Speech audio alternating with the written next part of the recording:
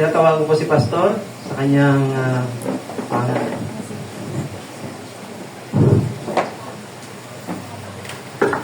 Sa mapagpalang umaga po sa ating lahat. Good morning po. Ayan po, pwede ba natin ikutin yung katabi natin ng magandang umaga? Okay, hitiyan natin sila. Yan. Yung mga nasa likod po natin, hitiyan natin. Salamat po sa Diyos dahil nandito po tayo. Palakpakan po natin ang Panginoon. Salamat po sa Panginoon po. Unang-una po, gusto kong magpasalamat sa Diyos kasi after 2 Sundays ay nakabalik po kami. Salamat po sa Panginoon. Salamat po sa mga leaders po natin na nag-take over. Thank you din po sa dalawang preacher po natin for the last Sundays po. Palakpakan po natin si Lord sa buhay po nila. I believe po na marami tayo natutunan din po sa kanila. And during our pastoral leave po ay nagpapasalamat kami sa Panginoon kasi nagkaroon din kami ng time para umattend din po sa ibang mga gawain. Actually, for the last 2 Sundays, umattend kami, 3 service na namin one Sunday, umattend kami ng 1 service, tapos isang Sunday, umattend kami ng 2 service. Talagang sinulit namin para at least makapag-recharge, para makinig sa Panginoon, and we really spend time doon sa salita po ng Panginoon. And actually, natutuwa ako kasi yung inatilan namin na gawain, yung pastor na nag-preach doon, kaya galing niya lang din sa sabbatical leave. Sabihin, nawala din siya for several weeks po sa church para makinig sa Panginoon at magbabad sa presensya ng Panginoon. It's very important po, kaya nagpapasalamat po ako sa Panginoon. And during our time also, kami po ay umatin ng gawain, nagkaroon din kami ng time para mag-usap po ni Jen about sa buhay, ang pag-reflect po sa buhay namin mag-asawa, and sa aming mga anak, at sa ministry. And sometimes po, alam niyo na, pag-usapan namin na nung bata ka, ay wala kang masyadong inaalala, di ba? Nung bata ka, tulad ng si Mitch, di ba? Parang ang inaalala lang is parang magsaya, kumain, matulog. Pero habang tumatanda ka, dumadami yung mga inaalala. Pagpasok mo sa school, iniisip mo yung mga gawain mo sa school, di ba, yung mga assignments. And then pag nakagraduate ka, akala mo parang saya-saya na ng buhay pag graduate ka ng pag-aaral. Pero realize mo, kailangan mong maghanap ng trabaho, kailangan mong magtrabaho ng maigi, kailangan mong tumaas din ang inyong yung parang portfolio. Di ba, parang tumaas din ang sahod mo. Di ba, marami kayo naalala. Pag nagkapamilya ka rin, marami din problema. Kaya sabi ni Solomon, sabi po lang binasa natin kanina, habang daw dumadami yung alam ng tao, dumadami din yung kanyang kabigatian. Kasi, ganun po ang buhay. No? Habang dumadami ang alam, at dumadami yung concern sa isip mo, lalo mo, iniisip mo yung mga bagay-bagay na yun. Kaya, this morning po, we will have a new series po. Ang title po is Life Worth Living. No? Is Life Worth Living. Sa Tagalog po ay, ang buhay ba ay mahalaga? No? Ang buhay ba, may isa-isa bang mabuhay dito sa mundo po na ito? We will study po yung aklat po ng mga ngaral. Okay? Medyo mahirap itong aklat na mga ngaral po. Kung first time mo itong basahin, kung di mo pa nabasa yung ibang book sa Bible, medyo mahirap siyang intindihin. Actually, this 2 weeks po, binasa ko po ito doon sa Pinoy Bible, tapos doon sa Tagalog Bible. 2 times ko binasa. And napakaganda pong pag-aalala nito, aklat na ito. Mahirap siyang intindihin. Bigkasin nga lang, medyo mahirap na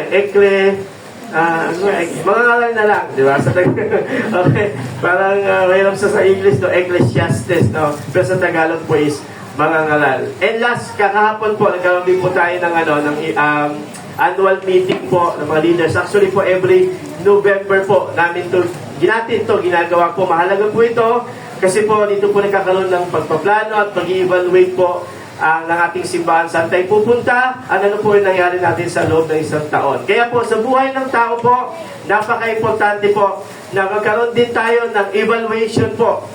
Ano na nangyari po sa buhay natin? No? Ano pang gagawin natin? Ano pang pinapagawa ng Diyos? Saan tayo pupunta? Kaya itong aklat na ito ay patungkol po sa isang tao na nag-evaluate po ng kanyang sarili. Ano nang nangyari po sa buhay niya? Ang pangalan niya po, mamaya malaman natin kung anong pangalan. Kaya po, next slide po. Kaya, ito po yung ating mga topics po. Actually, mula ngayon hanggang December 8 po ito. 6 topics po ito. Now, tignan muna natin ang background po, historical background itong topic po natin. Ang aklat po ng Ecclesiastes po, sa Greek word niya po ay Ecclesiastes, no? Diyan po nagmula yung Ecclesia. Di ba? Alam natin yung word na Ecclesia means church.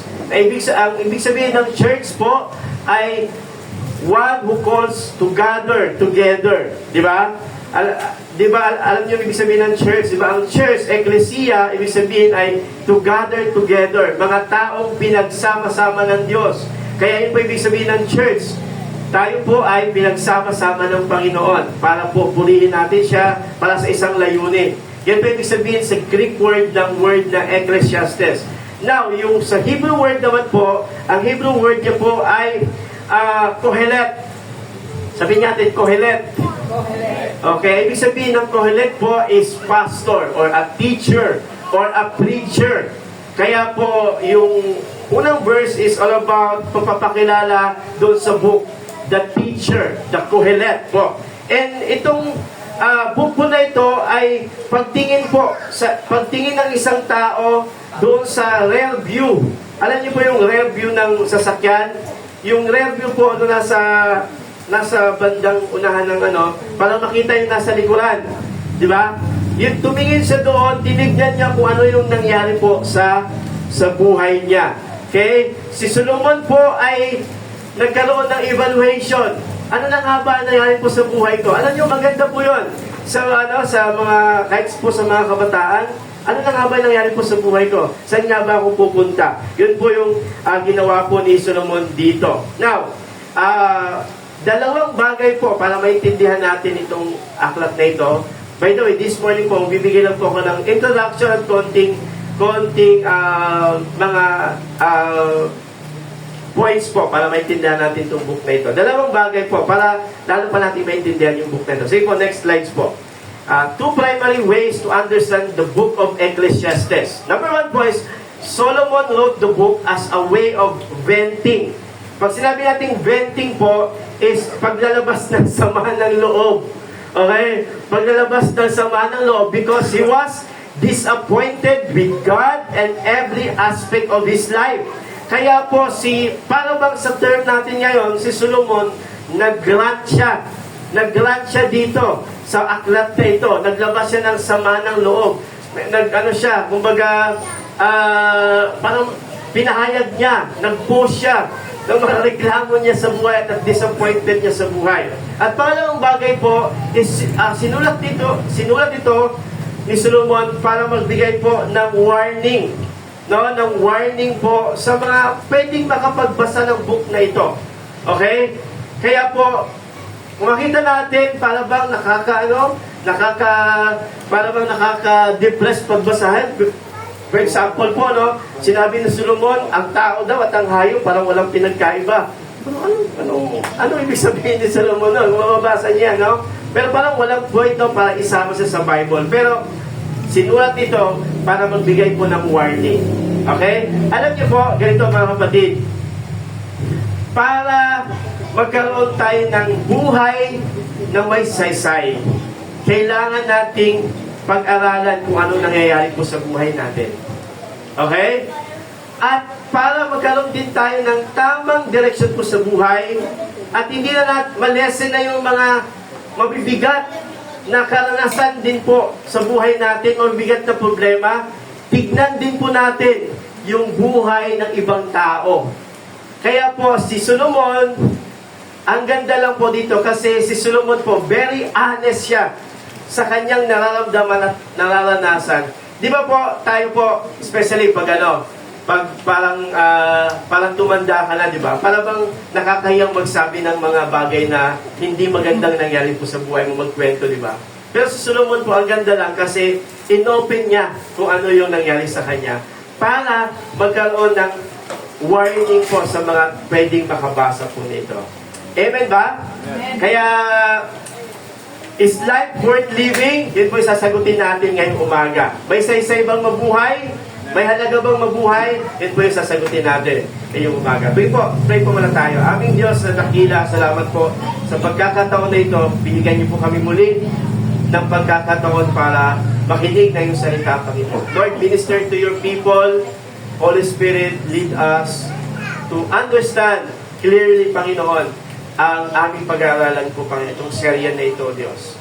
And I pray, O Lord, bigyan niyo din po kami, O Diyos, ng humbleness to accept what is the truth according to your word, O God. Upang, Lord, magkaroon, Lord, ng paglago at pagbabago po sa aming mga buhay. Maraming salamat po.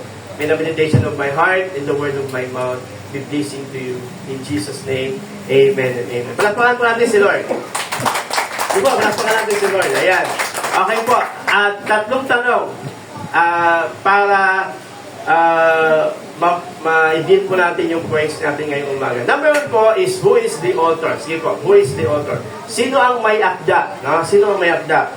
So verse 1, sige po, verse 1, ang sabi sa verse 1, the words of the teacher, son of David, king in Jerusalem. Wala naman sinabi si Solomon, pero alam natin na si Solomon. Kasi sabi dyan, the word of the teacher, son of David, anak ni David, ang hari ng Israel. Wala namang ibang naging anak si David na naging hari ng Israel, kundi si Solomon lang. Tingnan po natin. Sige, next slide po.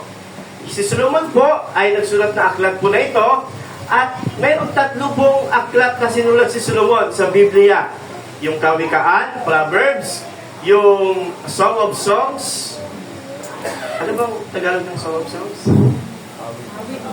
Awit ni Solomon. Okay, mga awit ni Solomon. At saka yung Ecclesiastes, yung mga ngaral. Okay, yung Proverbs po, sinulat, marami naniniwala na yung Proverbs ay sinulat nung early life ni Solomon. Nung bata-bata pa siya. Kakahari niya lang. Alam niyo po, naging hari si Solomon, maraming nagsasabi na mga 14 to 16 siya naging hari ng Israel. Nagsulat siya, no? Kasi alam natin na humingi siya ng karunungan sa Diyos. At kalagitnaan ng buhay niya, sinulat niya naman itong Song of Songs. Kasi na-inlove siya. No, sinulat niya, nagsulat siya ng patungkol sa pag-ibig sa kalagitnaan ng buhay niya. And at the end of his life, nung malapit na siyang mamatay, nagsulat din siya. Ito nga po yung pag-aaral natin, yung aklat ng Ecclesiastes. Now, tingnan muna natin who is the author. Si Solomon. Si Solomon po. So, 1 King chapter 3 verse 3, ang sabi po ng Bible, ipinakita ni Solomon ang pagmamahal niya sa Panginoon. Ganito po nagsimula si Solomon. No? Ang tatay niya si David, naging hari ng Israel, almost 37 years, naging hari ng Israel. Tapos pinasa sa kanya, no? And sabi ng Bible, si Solomon daw ay nagpakita ng pagmamahal niya sa Panginoon. Nung una niyang naka-encounter si Lord, talagang pinakita niya yung pagmamahal niya sa Panginoon. Sa magitan ng pagtupad ng mga tuntunin na iniwan ng ama niyang si David. Maliban doon, naghandog siya at nagsunog sa mga insenso sa mga sambayanan sa mataas na lugar. Makita natin, Solomon started well. Maganda yung simula ni Solomon. Kaya nga po, sabi ni Solomon, sabi ng Bible po, is nanghingi daw po siya ng karunungan sa Diyos. Tinanong siya ni God, Solomon, anong gusto mong hilingin sa akin? Sabi ni Solomon, Lord, bigyan niyo po ako ng kaalaman para pamunuan ang aking bayan. And then sabi ng Diyos sa kanya, sige, dahil hindi ka humingi ng kayamanan, ng karangyaan, ng karangalan, ipagkakaloob ko sa iyo yung kaalaman. At hindi lang kaalaman, kundi pagkakalooban din kita ng hindi mo hiningi. No? Pagpapagkalooban kita ng kayamanan at karangalan. Maganda pala yung ganong prayer, no? Lord, bigyan niyo po ako ng karunungan. Paano ko maisapabuhay yung buhay na ito? Para bigay ng karangalan sa iyo. Ganda ng prayer, no? Alam niyo po, kung ganun pala yung prayer natin, kahit yung mga bagay na hindi natin mag-pray, ibibigay ni Lord. Di ba? According to these verses, no? And Binigay ng Diyos. Alam natin yan, binigay ni Lord. Sabi ng Bible, si Solomon po ay naging matalino, walang kahit nahigit sa kanya during his time. Mga hari po, umahanga sa kanya, talagang grabe. 40 years, no? 40 years, napagandang year of prosperity ang nangyari po sa bansang Israel for 40 years dahil sa pangako ng Panginoon. Okay? Now, sa chapter 11, ano nangyari kay Solomon? Sa chapter 11, sabi diyan, sa chapter 3, ano sabi? Nagpakita ng pagmamahal si Solomon sa Panginoon. Sa chapter 11, ang sabi diyan, maraming dayuhang babae ang inibig ni Haring Solomon. Ano nangyari po? Sino na ngayon ang inibig niya? Ha? Mga babae. Si Solomon po ay chick boy, no? Mahilig sa babae. Alam niyo po, ang naging asawa niya is 700 asawa si Solomon na puro mga prinsesa at 300 di siya may asawang alipin. Ilan ang asawa niya? A total of 1,000. Ilan ang biyanan niya? Okay, dami din, di ba? Nako, no? Pero alam niyo po, bakit nag-asawa si Solomon ng marami? Prinsesa, karamihan, para magkaroon ng kapayapaan, no? Kapayapaan doon sa mga bansa na nakapaligid sa kanila. Yun po yung purpose ni Solomon. Pero hindi niya sinunod yung sinabi ng Diyos na bilang isang hari, huwag kang mag-asawa ng marami at huwag kang mag-asawa ng ibang lahi kasi i-influensyahan yan ng iyong pananampalataya. Kaya naman, ang nangyari kay Solomon, dahil inibig niya yung ibang babae o ibang bagay, ano nangyari po sa kanya? Nagkaroon po ng paghati po sa bansang Israel. Nagkaroon po ng consequences yung mga decision niya. Kaya at the end of his life, alam niyo po, at the end of his life, kung babasahin niyo po yung aklat po ng mga ngaral, talagang na-disappoint talaga siya. Talagang bagsak talaga ang buhay niya. Kaya po, napaka-importante po sa ating mga kapatid, no? Warning ito sa atin, sa ating mga sarili, na huwag tayong mahumaling sa mga bagay na makamundo. No? Sa mga bagay na pwedeng makapagpalayo sa atin sa Panginoon. Okay? Kasi ang pagmamahal sa mga material na bagay o makamundong bagay ay simula ng ating pagbagsak. Okay lang yung material na bagay, okay lang yung mga makamundong bagay, pero huwag nating mahalin yung mga bagay na yon. Kailangan natin yung mga bagay na yon, pero huwag nating mahalin ang trabaho natin, ang bahay natin, ang pamilya natin, o ibang tao, o ang material na bagay, nang higit po sa Diyos.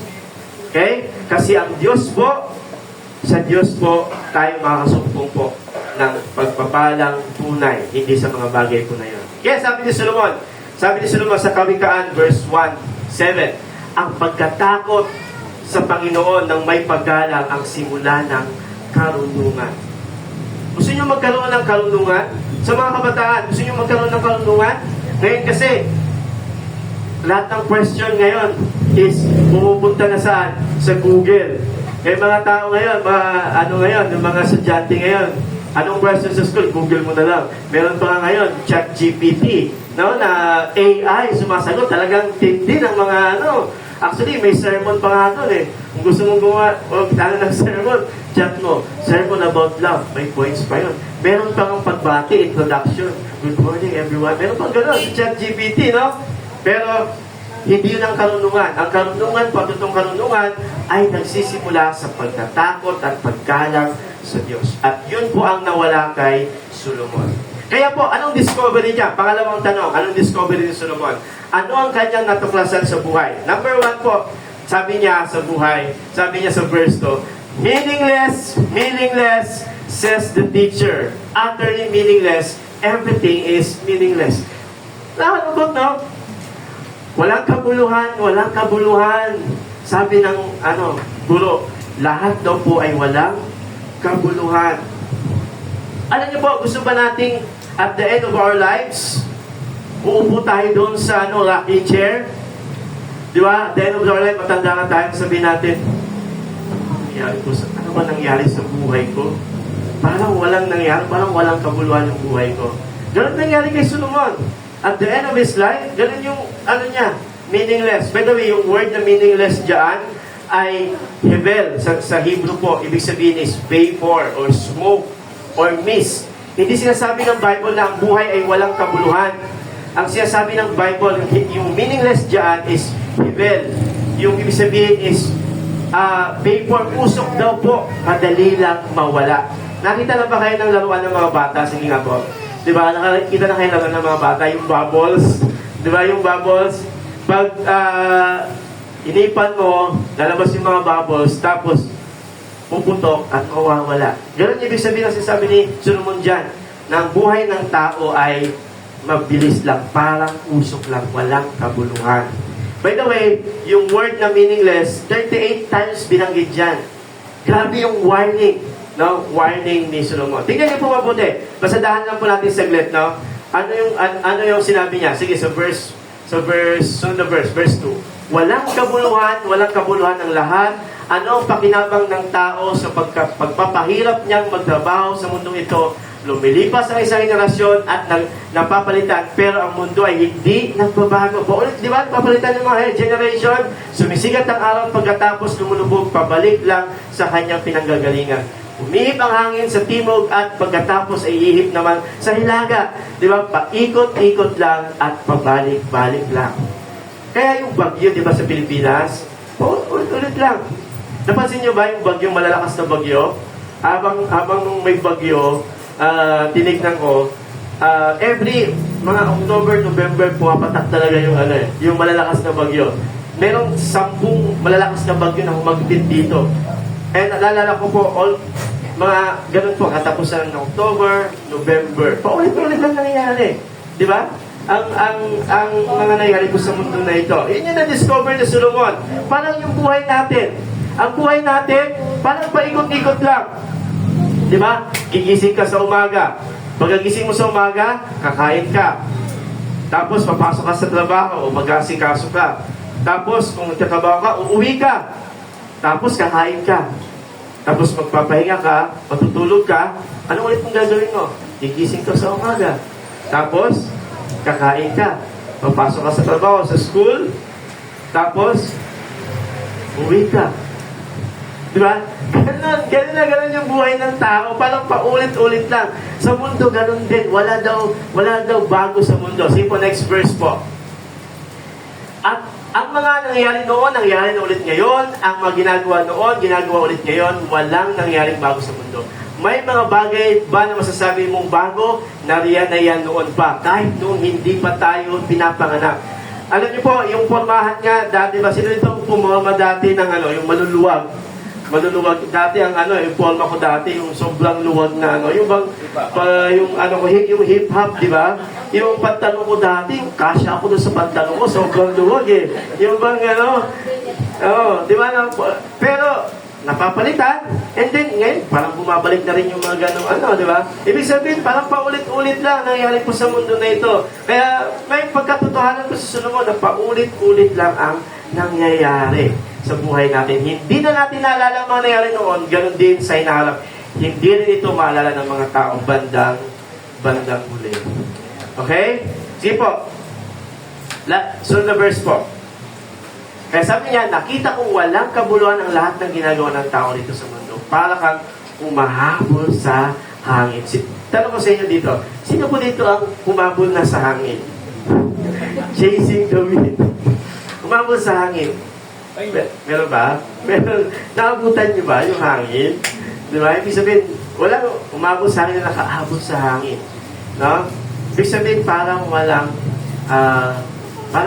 kabuluhan, sabi ni Solomon. Now, bakit ganun ang pagtingin ng Solomon? Dalawang bagay. Sige po, next slide. Kasi po, tinignan niya ang buhay under the sun. Under the sun. Paulit-ulit yung word na under the sun dyan sa English. Earthly perspective. Paano tinignan ni Solomon ang buhay ng tao? Dito lang sa mundo na ito. Hanggang dyan sa ulap lang. Ano nangyari dyan hanggang sa ulap lang? Yung pagtingin niya. Wala yung pagtingin ng Diyos sa madaling salita. And then sabi niya, as long as I live, temporal perspective. habang nabubuhay ka. Kumbaga, nag-reflect si Solomon sa huling parte ng buhay niya, nawala na si Lord doon sa reflection niya. Nawala na si Lord doon sa picture. Nawala na doon si Lord sa evaluation niya, sa buhay niya. Kaya sabi niya, is paulit-ulit lang ang nangyari po sa buhay, as long as I live. Alam niyo po, kung gano'n ang pagtingin niyo sa buhay, mapapagod tayo sa buhay. As long as I live. Kaya nga sabi niya, ang tao at ang hayop parang pareho lang. Anong pagkapareho ng tao at sa hayop? Arsal ba? Hindi arsal. Pagkapareho? Mamamatay. Pareho silang mamamatay. Kaya sabi niya, as long as I live, doon lang, hanggang doon niya lang tinignan yung buhay. Wala yung pagtingin ng Diyos. Wala yung heavenly perspective. Okay? Now, ano yung matutunan natin? Last thing po. Ano po matutunan natin? Meron pa kayo natutunan? What we can learn. Ano ang matutunan natin? Ito po, number 1. Kung wala si Kristo sa buhay natin, hindi natin masusumpungan ang totoong kahulugan ng buhay. Kung wala si Kristo sa buhay natin, hindi natin masusumpungan ang totoong kahulugan ng buhay. If God is not in the picture of our lives, ang buhay natin ay parang bilog lang, paikot-ikot lang. Pero pag nandun si Kristo sa buhay natin, ang buhay natin ay straight line. Straight line. Merong simula at merong patutunguhan. Amen ba?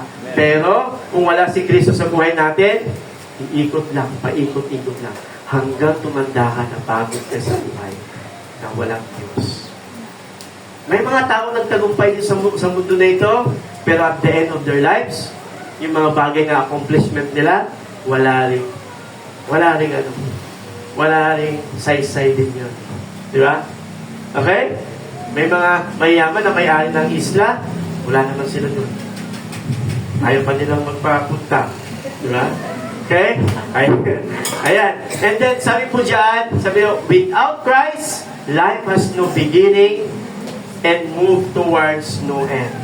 Kung wala si Kristo, walang simula at wala ding patutunguhan. Chasing the wind. Alam nyo, salamat po sa Panginoon kasi po ang Bible po ay hindi lang po aklat ng mga ngaral, kundi ang Bible po, pagpunta mo sa masusunod na aklat po, ang sabi po ng Colossians chapter 1, next verse po, sabi dyan, si Kristo ang larawan ng di nakikitang Diyos at siya ang may kapangyarihan sa lahat ng nilikha. Basahin natin verse 16. Sapagkat sa pamamagitan ni Kristo, at para sa Kanya, nilikha ang lahat ng nasa langit at nasa mundo. Para saan daw lahat ng bagay? Para saan daw yung buhay natin? Para sa Diyos, para sa Kanya, para sa ating Panginoon. Kaya kung gusto nyo magkaroon ng purpose, ng meaning, ng kahulugan ng buhay nyo, kailangan nandun si Kristo sa buhay po natin. Verse 17, bago pa man likhain ang anong bagay naroon na si Kristo, sa magitan niya ang lahat ay nanatiling nasa kayusan. Ang ganda ng verse na ito, no? Sa pamagitan niya, ang lahat ay nanatiling nasa kaayusan. Yung tinatawag natin na providence. Si Lord, pinipreserve niya ang lahat ng bagay dito sa mundo. Lahat ng bagay. Yung mga bagay na hindi natin nakikita. Dito mo maganda. Pinipreserve din ni Lord ang lahat ng mga nagtitiwala sa Kanya. Lahat ng tao na si Kristo ay nasa Kanya ay merong kaayusan ang buhay. Wow! Ang ganda. Palakpakan niya natin si Lord. Kaya po, ang laking comfort po, napakalaking comfort po sa buhay natin. Kung meron tayong Kristo po sa buhay natin, merong simula at merong patutunguhan. At the center of our lives po, merong kayusan. Hindi excuse sa problem, sa pagsubok, pero merong kayusan. Kasi na kay Kristo. Amen? John chapter 17 verse 3. Lapit na po ang matapos. Ito ang buhay na walang hanggan. Ang makilala kanila. Ang tanging Diyos na totoo at si Yesu Kristo na yung sumunod. Ano daw po ang buhay na walang hanggan? ang makilala natin ang ating Panginoon Kristo. Ano ibig sabihin ng makilala? Hindi lang head knowledge, kundi maranasan mo ang Panginoon. Kaya po sa umaga po na ito, kilala mo ba si Jesus? Of course, sabihin mo, kilala ko si Jesus. Pero si Jesus ba ang Panginoon ng buhay mo? Si Jesus ba ang nagpapatakbo ng buhay mo? Si Jesus ba ang nasusunod sa buhay mo? Hinahanap mo ba yung kahulugan ng buhay mo sa ating Panginoon Kristo? Amen? Pangalawang bagay, pangalawang natutunan natin, last po, importante ang mapanatili natin ang ating tamang pagkaunawa kung sino ang Diyos. Importante po sa buhay natin na mapanatili ang ating tamang pagkaunawa kung sino ang Diyos. Kaya po meron pong simba. Kaya po meron pong Bible study. Kaya po meron pakikinig na salita ng Diyos. Bakit po anong ginagawa nito? Para mapanatili yung ating tamang pagkaunawa sa Diyos. Sa mundo po, iba po ang pangunawa ng mga tao patungkol sa Diyos, patungkol sa buhay. Pero kung gusto nyo pong mapanatili ang tamang pagkaunawa nyo po sa Diyos, lagi tayo lagi tayo magbasa ng Bible. Okay? Sige po. Sunod po. Kung tama ang pagkaunawa natin sa Diyos, tama din ang ating magiging pagtingin sa buhay. Okay? Kung tama ang pagkaunawa natin sa Diyos, tama din ang ating magiging pagtingin sa ating buhay. The meaning and worth of life starts on God. No? Ang kahulugan ng buhay na ito ay nagsisimula sa Diyos. Hindi sa mga bagay na meron ka, hindi sa mga na-accomplish mo. Di ba yung iba kasi binabase nila yung halaga nila sa buhay kung sa anong meron sila at kung ano na-accomplish nila. Wala pong masama doon, pero mga kapatid, let us learn from Solomon. Naranasan niya lahat ng bagay sa mundo na ito, pero sabi niya, meaningless.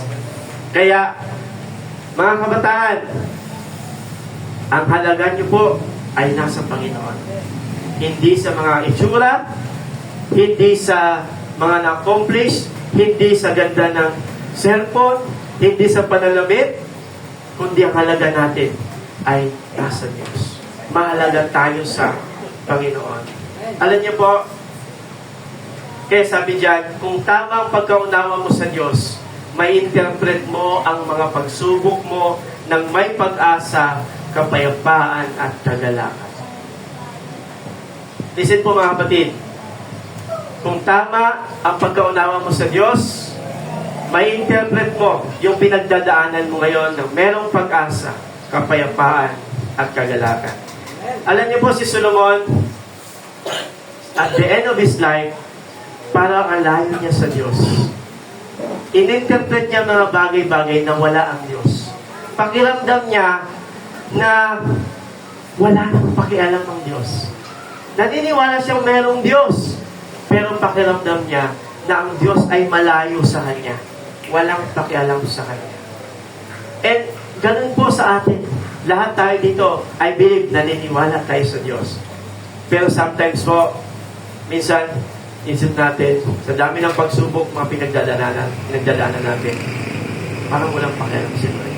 Pero ang katotohanan po, merong pakialam si Lord. Meron tayong Diyos na merong pakialam sa lahat ng ginagawa natin sa buhay.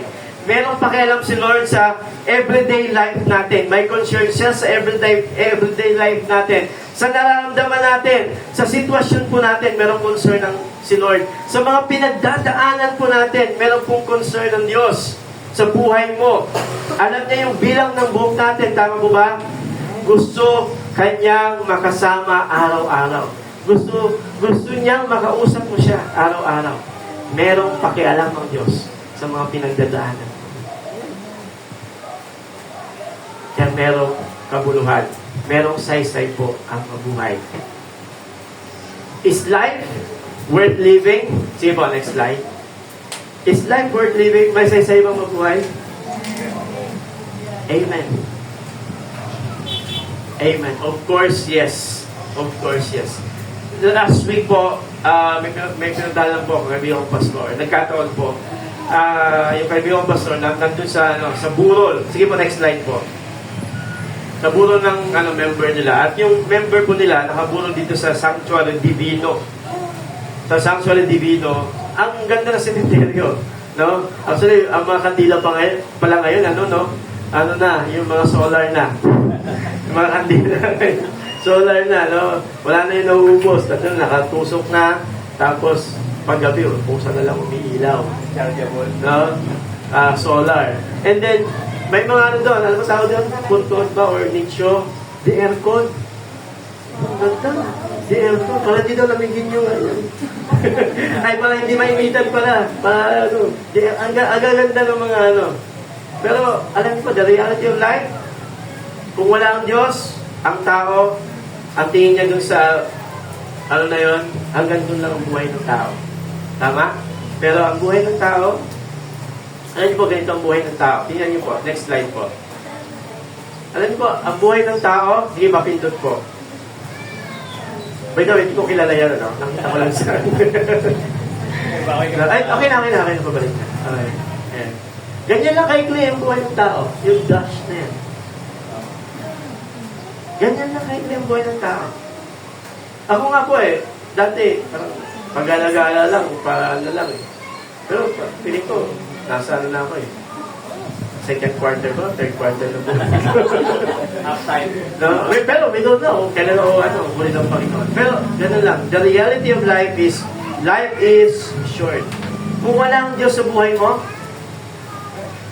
dito sa mundo na ito, parang walang meaning. At, ang tao, pag wala ang Diyos, saan ka pupunta? Anong patutunguhan mo? Kung iba ang religion mo, Buddhist or Hindus, reincarnation. Pag namatay ka, magiging ipis ka or something. Pag mabait ka, magiging hamster. Okay?